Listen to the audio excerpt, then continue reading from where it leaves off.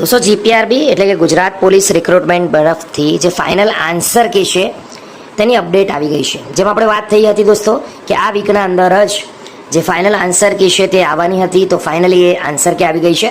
તે બાબત આગળ વધીએ। ગુજરાત પોલીસ રિક્રુટમેન્ટ બોર્ડ તરફ એલઆરડી એટલે કે લોકરક્ષક દળની જે ઓફિશિયલ વેબસાઇટ છે તેના પર જઈને એકવાર ચેક કરી લઈશું।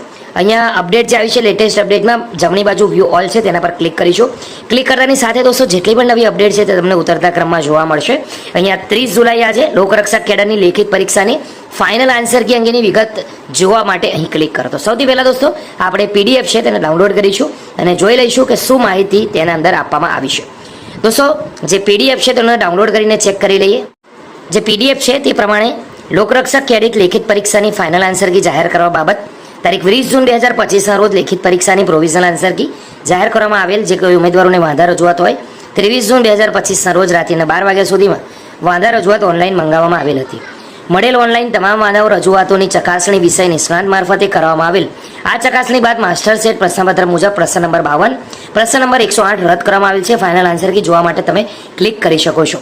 Final answer key master set પ્રશ્નપત્ર મુજબ મૂકવામાં આવેલ રદ કરેલ પ્રશ્ન દીઠ હાજર રહેલ તમામ ઉમેદવારોને 1 ગુણ મળવાપાત્ર છે।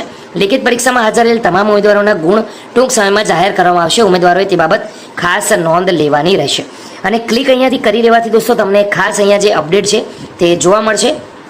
જે ફાઇનલ આન્સર કી છે તે અહીંયા પાર્ટ એ છે, તેની અંદર દોસ્તો જે પણ ક્વેશ્ચન હતા 37 પેજની પીડીએફ છે તેની અંદર સંપૂર્ણ માહિતી આપવામાં આવી છે। તો સરસ મજાની અપડેટ છે દોસ્તો।